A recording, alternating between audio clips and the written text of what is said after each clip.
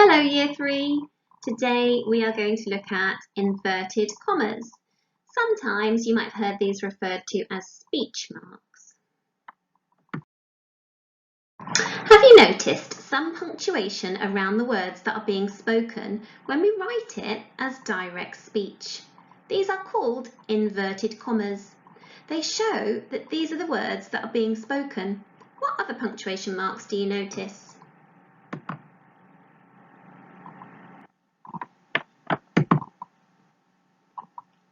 Jamal said, comma, if it's sunny at the weekend, we'll go to the beach. Can you see you've got a comma here just after said, you've got your inverted comma opening the speech and your inverted comma at the end.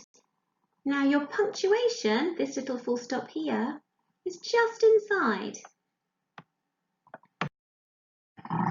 Inverted commas only go around the words the person says. The words that would come out of your mouth if you were saying it. Any punctuation attached to what is being said goes inside the inverted commas. What's for dinner? What's for dinner? Asked James.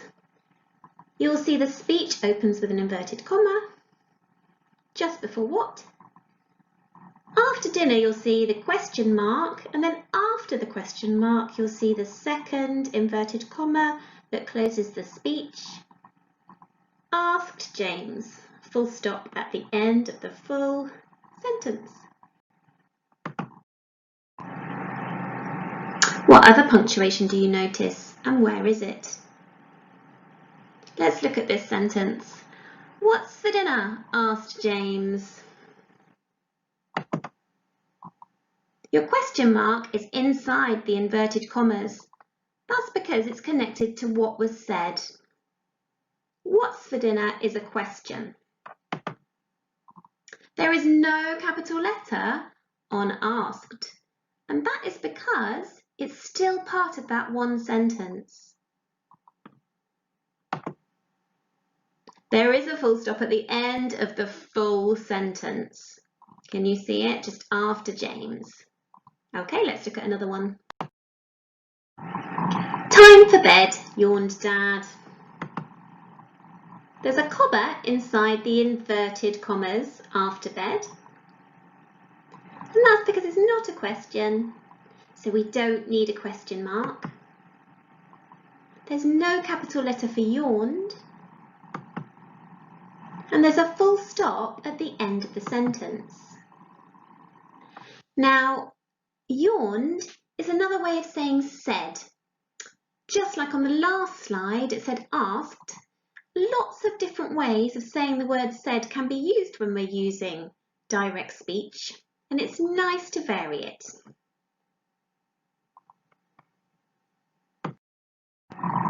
It's my birthday party today, cheered Yasmin. You will see they've used an exclamation mark inside the inverted commas. There's no capital letter for cheered, and there's a full stop at the very end of the sentence. Now, let's have a little think about why they use that exclamation mark. So we use an exclamation mark to show the strength of emotion, to show the strength of feelings in what is being said. So maybe it shows surprise or anger, or like today, it's showing joy. Another clue is the way Jasmine has said it.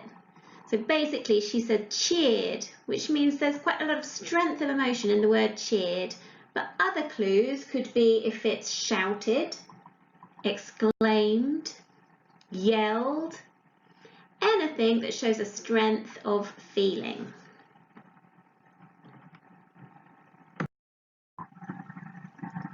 Look up at the tree, whispered Chen. There is a comma inside the inverted commas because we don't need an exclamation mark, we don't need a question mark. There's no capital letter for whispered, and there is a full stop at at the end of the sentence. Now I want you to pause the video here and have a go at the worksheets that are on the website. When you've finished, you can press play and come back again for the answers, because I'm going to show you the answers on the next slides. Good luck.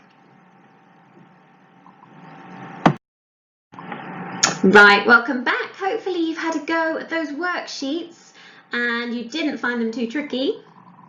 So you were asked to add punctuation marks into the sentences below and think carefully about where they needed to go. I'd like pasta for tea, thought Eve. If you picked the comma for that one, you were absolutely right. Good job, well done. Catch the ball, called Ahmed. If you picked the exclamation mark for that one and you popped it inside your inverted commas, well done, you're correct again. Right, last one. What would you like to do at the weekend, Ruth? Asked Grandma. If you picked the question mark for that one, you have 3 out of 3. Well done. Right, let's look at the next ones. How many children are having packed lunch today? Mr. Edwards asked. Well, that's a question I've asked quite a few times. Which one would it need? The question mark. 16 children are having packed lunch today, said Mr. Edwards. That just needs a comma. It's a statement. You forgot your lunch? Mr. Edwards shouted.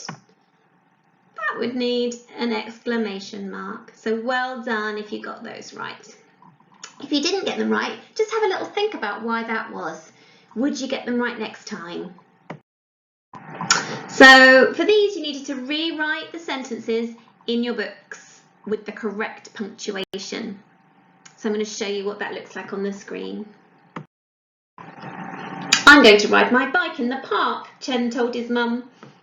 You can see you have an inverted commas at the beginning, you have a comma after park, and then you close the inverted commas just up here.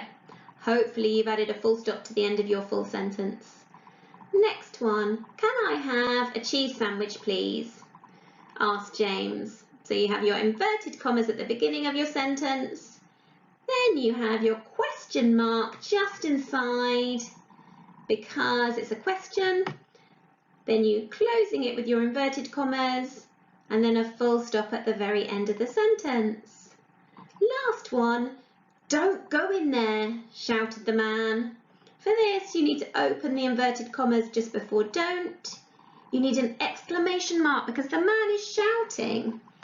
And then you're going to close with inverted commas. So well done if you got those correct. If not, just correct them in your book and have a little think about why. Maybe next time you'd be able to work it out.